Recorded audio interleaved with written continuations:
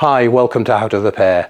In this video we're going to be dismantling an integrated washing machine. This is a built-in washing machine that fits underneath your kitchen worktop and normally has a kitchen door attached to the front of it on these connection points.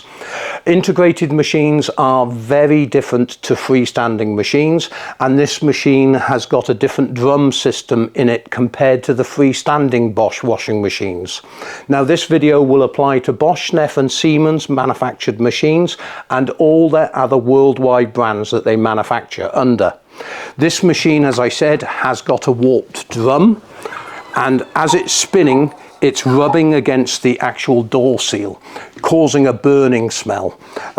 This is either because the drum itself has warped or the spider on the actual drum has fractured and the drum has dropped, causing it to rub on the seal, and it's just not economic to repair because the machine is coming up to 10 years old. But there are some very expensive components on this machine that can be used on other machines when repairing them in the future to save money and also the environment. Things like the circuit board is over £200 to buy on this machine, and the motor as well is over £200, and these parts are in perfect working order. So as you can see in the exploded diagram here, we'll be dismantling the whole machine, taking off all the good components, and I'll be listing them on the website, and the link will be in the description below for you. First thing we're going to have to do is take the lid off the machine, turn the machine round, disconnect it from the electrics, and we're going to take things like the motor, the belt and other components off the machine before we bring it down to the floor and then start dismantling it to lift the drum out. I'll also show you how to actually disassemble the drum, just in case you ever need to replace the bearings in the machine in the future. Okay, disconnect the power first, and then we got to take the lid off. Now, freestanding machines have a normal lid, integrated machines just have a sheet of steel. Multiple screws all the way around.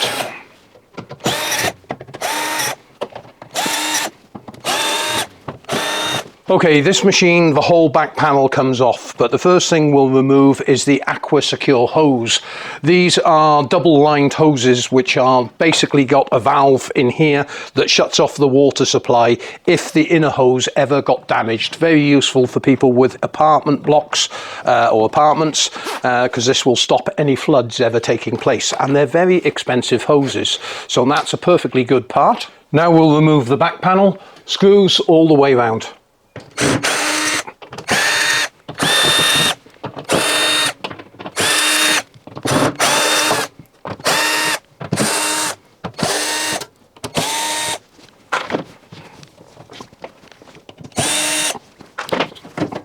Lift the panel up, slide it down.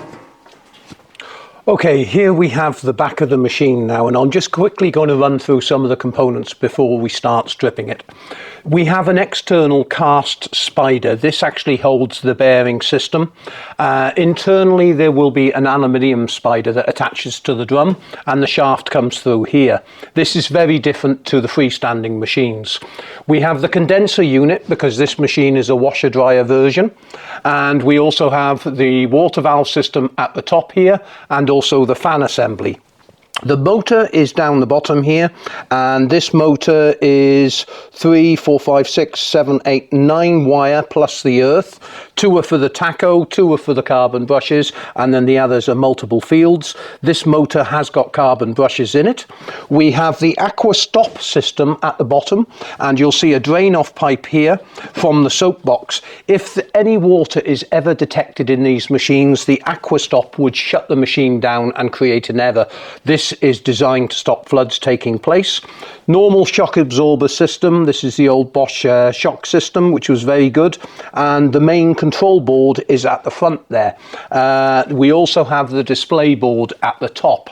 So what we'll do now is quickly take the belt and the motor off and the Aqua Stop, just to take some of the weight out of the machine before we start disassembling the front. Okay, the belt, just pull towards you and rotate it. It will easily come away, and of course when putting it on, make sure that it always lines up correctly in the center of the pulley wheels. Then we've got to disconnect the heater and also the multi-plug for the motor. The earth tab has got a little pin on it, so you will need to release that. And on these type machines, there is 2 long bolts that go all the way through, so you will need 13mm spanner and also a socket on the front.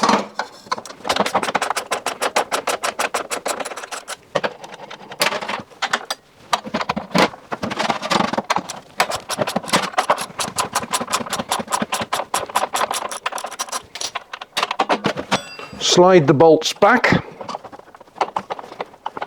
and that one is a little sticky, might need to give it a tap.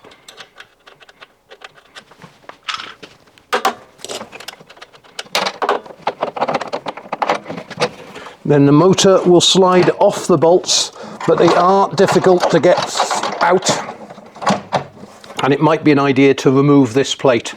Right, the heating system, before I do this, I'm going to cut this clip here, but you can actually undo it with a small screwdriver. But we'll take off the heater wires, also the earth wire for the heater, and this is the NTC sensor, and I'll just take that off. Also remove the earth wire from this plate as well.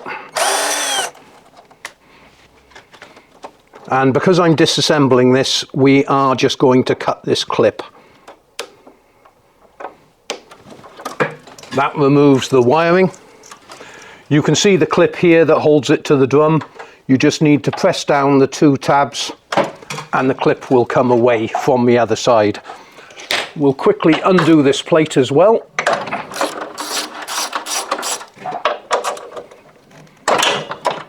Do be careful of the sharp edges around the machine. They can cut your hands. I don't like working with gloves, but a lot of people have said in the videos I should be wearing gloves. This plate will now come away. Now you can lean the motor slightly over. You can get the 1 bolt out, and that's how long they are. But on the other side, the sump hose is actually in the way. So then you have to tilt the motor sideways and bring it up and slide it out. And there we have a perfectly good motor. The only thing I need to inspect on that to make sure it's all perfect are the carbon brushes. While I'm here, I'll take out the heating element, and just looking at this heating element, I think this is a 2000 watt element. 10mm nut. Loosen it all the way up. Then just give it a tap inwards until the bolt goes in, and then you'll need to use either a flat blade screwdriver, or I've got a nice hooking plier, and this will allow me just to ease out on both sides and slowly, carefully take the seal out. These seals are very difficult to get out, especially when the element's been in there a long time. You'll be able to slide out the NTC sensor.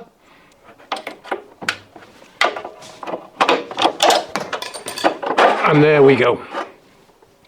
As you can see, the seal had been compressed for a long time, but that's all in perfectly good condition, and I can put the NTC sensor back in. And this plate here is what compresses the seal up. Now, to remove the anti-flood device, there's only 2 wires on this, and this is attached to the bottom plate. So we'll need to bring the machine back a bit and then tilt it over, just making sure the machine's safe.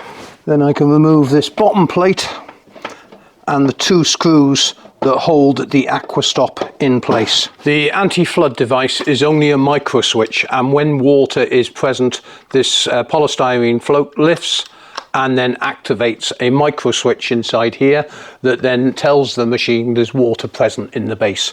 I'll just quickly remove the base of the machine. Okay, before turning the machine round, I'm just going to disconnect a couple of the pipes that attach to the condensing unit. And I think it's a good point to actually explain the washer-dryer drying sequence. When it's on drying mode, the drum tumbles. The drum tumbles and the heater is turned on for the drying side, which is at the top. That's a separate heater to the one at the bottom. It then has a fan assembly that blows air through the machine and back up to the door seal area, where it's drawn back into the heating unit and reheated and comes down here. A small trickle of cold water comes down the condensing plate at the back here, and this then cools this plate. The warm, moist air then is attracted to this plate and condenses, and the water from this area then goes down this tube to the sump hose and down to the pump unit, where the water is evacuated from the machine. The pump just comes on every few minutes to pump out the water. So we'll just quickly take these hoses off. They're normally glued on as well, so they are quite difficult to get off. So that's the bottom one. And the one that comes from the soap drawer and the water valves is at the top here. And these can be tricky to get off because they do glue them on. And that's those two pipes off. Now we'll turn the machine round and take the front panel system off. Okay, I've brought the machine down to ground level to make it easier for you to see. First thing I'm going to do is remove the door, because this is a perfectly good condition. The amount of doors that get broken by children swinging on them. Someone will appreciate this. Undo the 3 screws and they'll come away. Now we'll remove the soap drawer. You need to press these on the bottom to actually lift them out. There's a little catch here. There's normally on more modern machines a button you press down. Now we can remove the screws in this compartment, but I've noticed some are a little bit corroded. So I'm just using a nice Milwaukee screwdriver bit, because I can get a good fix on these. And you can see the corrosion on that. They should have really built these out of stainless or aluminium. And then there's 1 or 2 screws, depending on your model of machine, on the side.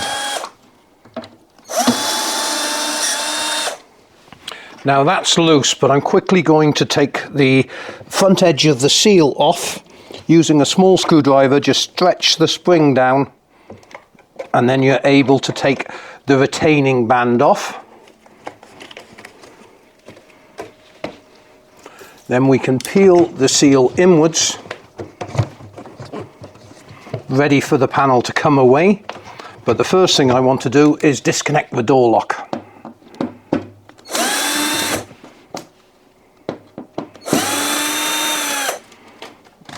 The reason I'm doing this first is the door lock is attached to the panel via a cable. I can now drop this down, releasing the wiring from the panel.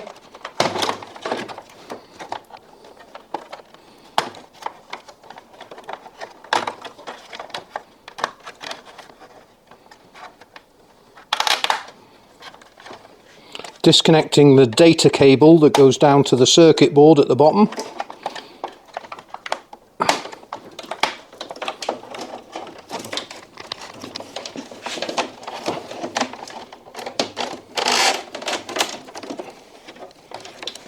Now I can pull up the door lock and disconnect the wiring plug for the door lock.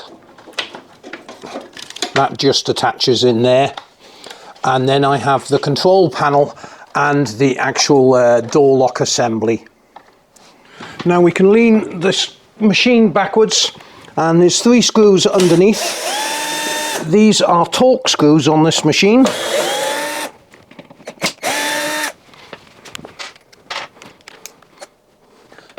One screw on this side.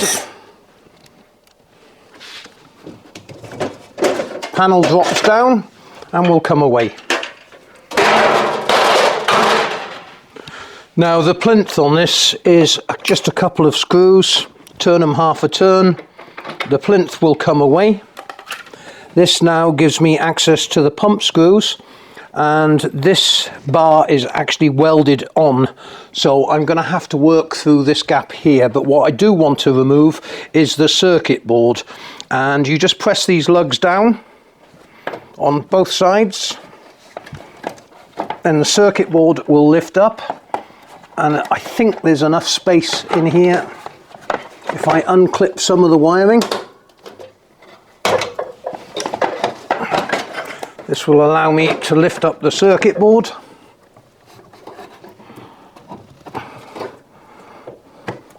Unplugging the pump, and then we have the circuit board.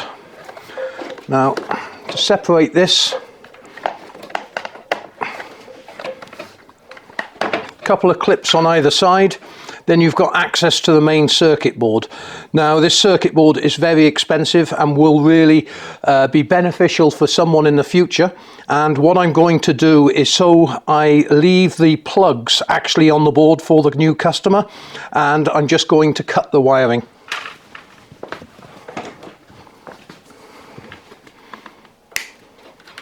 This way, the person who's swapping the board out will know exactly where the wires go.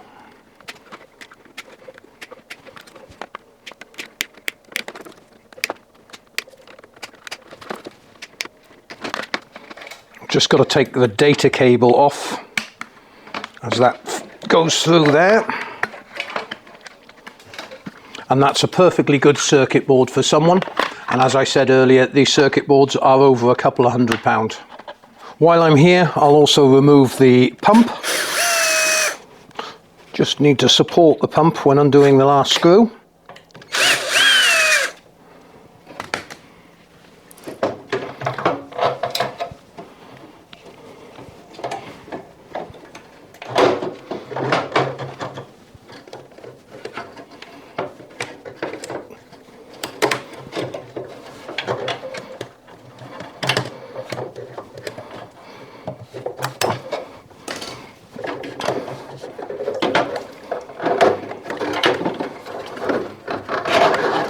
And there we have a whole pump unit for someone.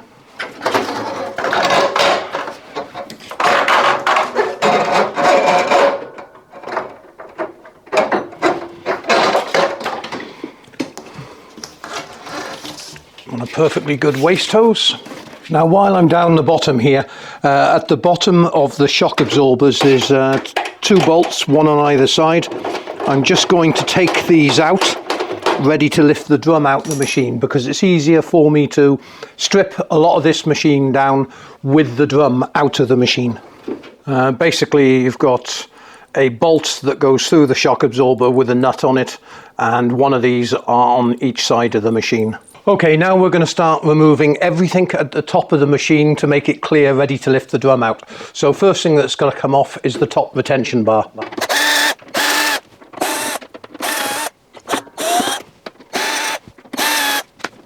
Next, we'll remove the soap box.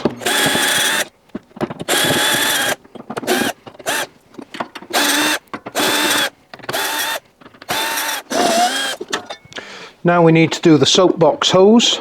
1 clip on this. The hose can come away.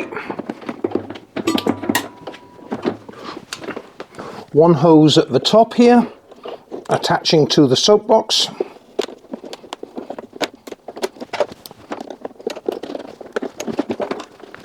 Cable tie. Now we can take the wires off the water valve. 3 water valves on this machine. I'll explain these in a second. 1 other clip for another hose that goes down to the pump or sump hose. No, that's the drain off in case the machine ever floods. Okay, and here we have the soap box, an elaborate little maze of tubing which goes through to the soap box, and you can also see where the powder has dried up If you're in a hard water area, you want to inspect these holes to make sure that none of the jets are blocking. Basically, two of the water valves are for pre-wash and main wash, and then you have another water valve here, which is the blue one, and this goes towards the pipe system that goes down to the condenser. So I imagine it's this water valve that's actually involved with the actual drying side of the machine. But I'll just quickly take the water valve off the soapbox.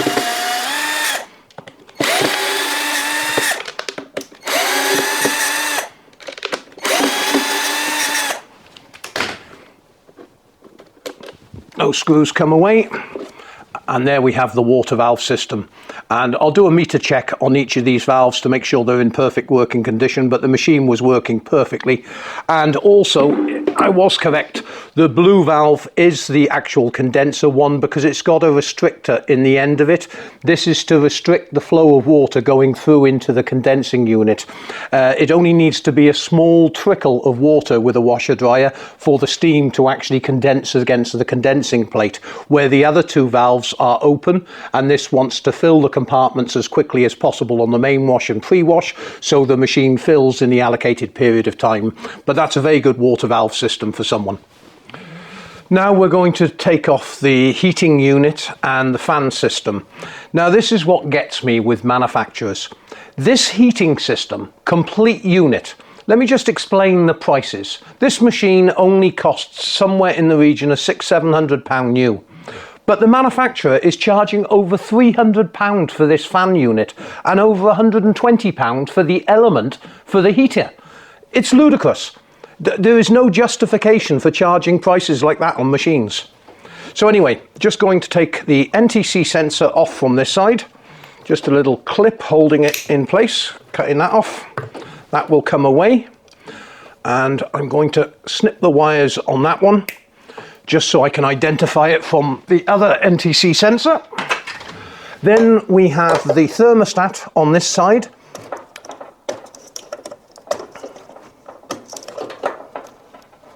Then we have the thermostat, and this has got a reset button on it, and that's perfectly good thermostat. Then we have the heating element, the pressure switch, which we'll take off in a minute. And I'm just going to release the wiring on the top here. There's a few clips that I need to just cut.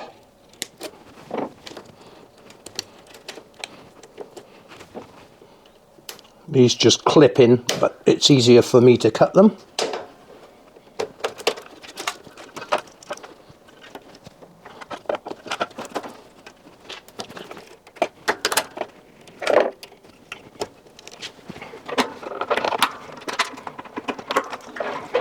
Unplug the pressure switch.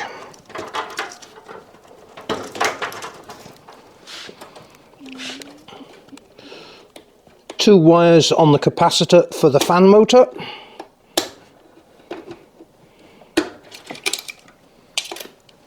And now we can take the whole of this unit off.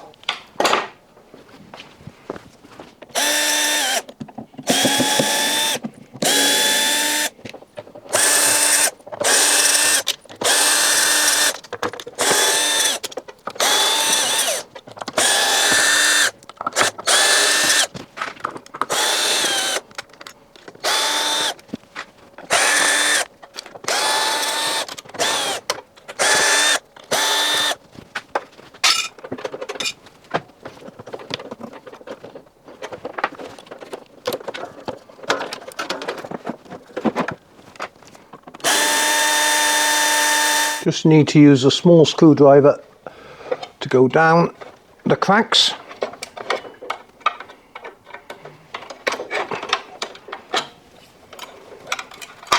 That's the fan motor. That's in perfect condition. I'll bench test that as well. And there we have the heating element. I just made a hot wire lead with the capacitor as well. I've just rested that on there so everyone can actually see it running perfectly. It's a very powerful fan, but it doesn't really warrant £300 for a fan unit for a washing machine. That is absolutely ludicrous. Now we can take the pressure switch off. This has just got a standard pipe with a clip. But to actually get these off is quite tricky because the clips are behind and you need a small screwdriver. Press down the clip on either side and then the pressure switch will come away. Perfectly good pressure switch. Next we'll remove the suppressor or electrical filter. A couple of screws at the back. Then we can disconnect the wiring. These earth tabs have always got these little locking nuts or locking clips on them, but that's a very good suppressor. And believe it or not, we sell quite a few mains leads where people have actually damaged them in transit.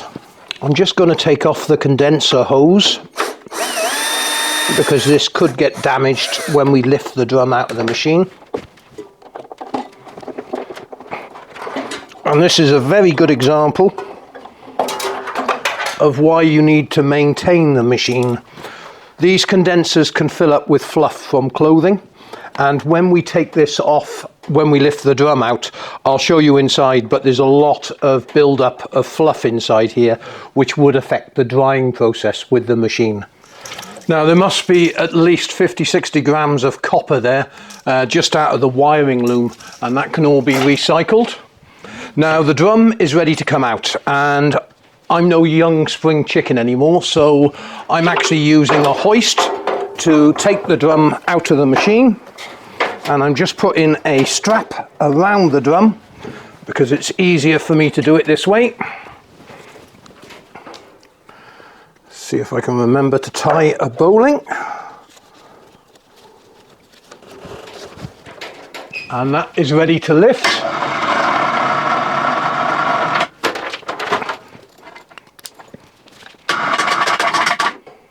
Just taking the weight out of it so I can take the two springs off the machine. That one I'll take off after. And now with the drum supported, I can carefully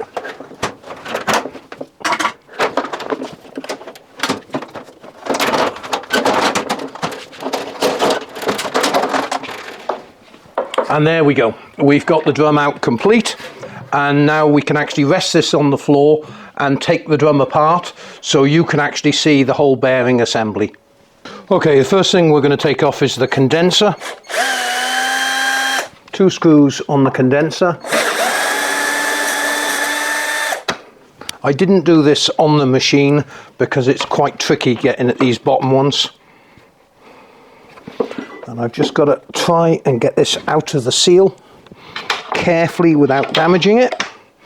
And there is the condenser, but you can see the fluff buildup inside the condensing unit. This does affect the efficiency of the drying system, so if you've ever got the opportunity with any washer dryer, always make sure the whole of the condensing unit is always kept clean once every couple of years. Now these 2 shock absorbers are actually in very good condition. Normally when they're worn they've got quite a bit of rock on them, but these are in actually very good condition. So I'll just whip these off.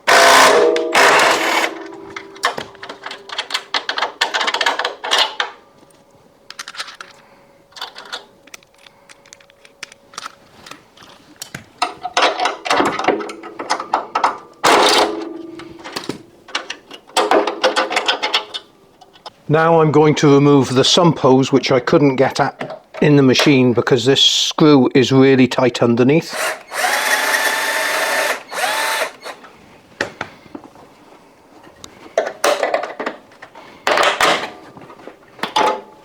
And there's a perfectly good sump hose. Now this bolt for the motor can actually come out, and you can see here there's quite a bit of corrosion on the bottom of the machine, and that's either because the plate at the front has got a perforation into it, or what I suspect is water was leaking from the door seal. So we're actually just going to whip this over and have a look at the door seal and front assembly. Okay, we've got the soapbox hose, and I'm carefully just going in here, being careful of the edges. And there is the soapbox hose, that's in good condition. Now we need to separate the front of the machine. And the first thing I'm going to do is just remove this clip.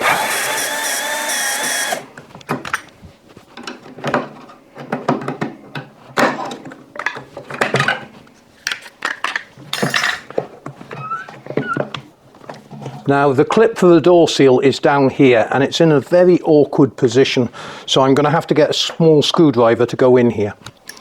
Now I've actually rigged up a screwdriver bit onto a quarter drive knuckle going onto that, so I can drop it in there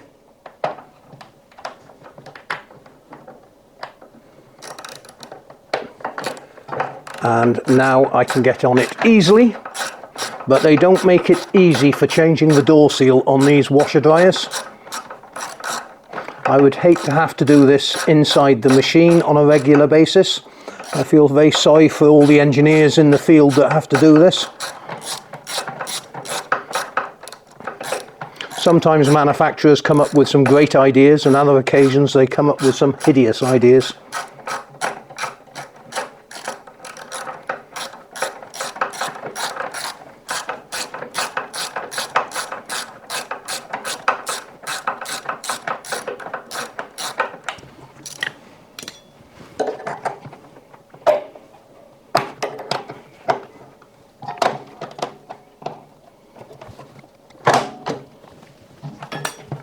Once the clip is loosened off, we're able to get the door seal off. And I've got one clip in here that attaches to the drum.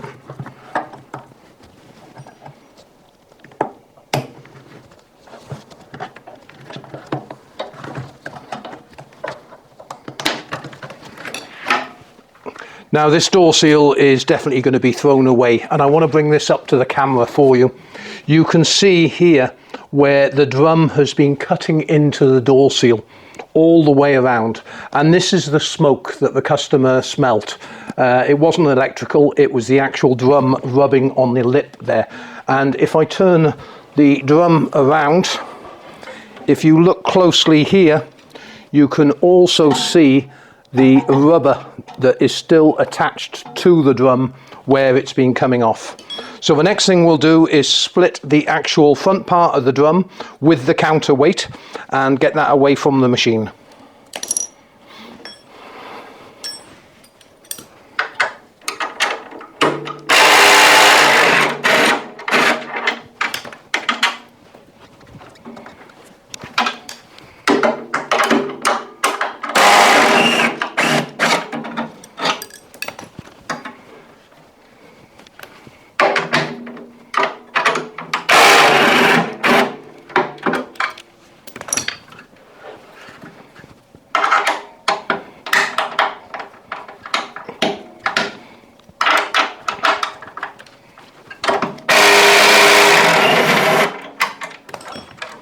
That's the 4 bolts out of the way.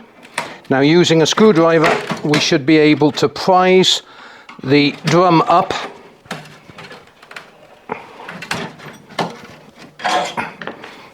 and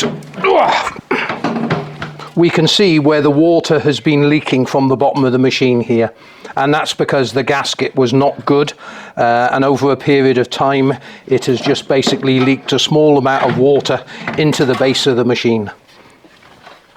Now that we've removed the counterweight, we can now start separating the front half of the drum away from the rest of the drum. Be careful of the edges, and this looks like where the water was leaking over a period of time. This gasket seal on here should be a bit better, and I imagine the water was just trickling down. I think that's where it was actually trickling, because I can see the rust mark on there. Now that that's all done, we can rotate it over to extract the actual inner drum from the outer drum.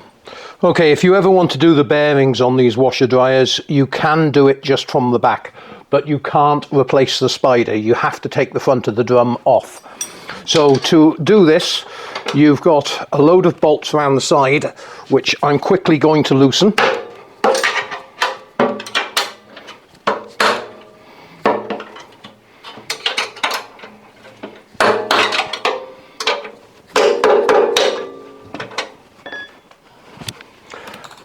Now I'm undoing the bolt in the center of the pulley wheel.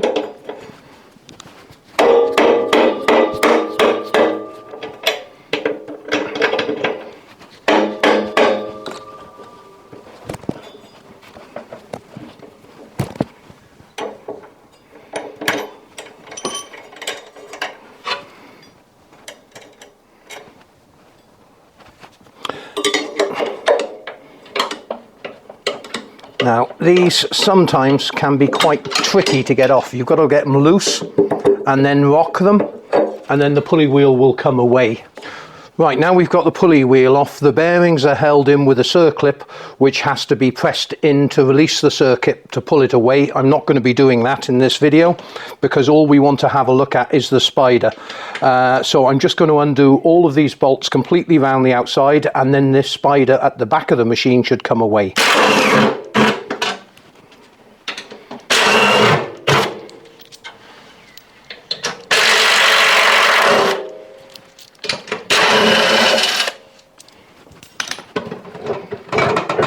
And there is the bearing assembly.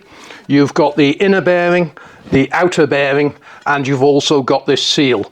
There's no point salvaging that because these bearings I would replace automatically. Here you've got the phosphorus bronze bush that the seal sits against to stop any water leaking from the bearings. And now we should be able to lift this up, take this away, and we can see the spider. And the spider looks, actually, for the age of the machine, in very good condition. It's actually the weight of the clothing that caused the problem where the drum became warped. And if I flick it over, you can see the damage on the drum edge, but what you really want to look at is all this rubber that is around here, and this is because it was rubbing against the door seal. And there we go. I've got a great big basket full of parts here now to recycle, list on the website to save people money in the future on repairing their machines. Things like I said, the motor will sell for about £50–60. The fan unit I'll sell for about £50–60. The door and all the other components will be listed on the website as well. Whether you need new or used parts, we're here to help you. Please remember to support the website by buying the parts off us, and if we really helped you, you can always click on the Buy Paul a Beer page to donate to the website. Thanks very much indeed for watching this video. I hope it helped you get your machine back up and running again.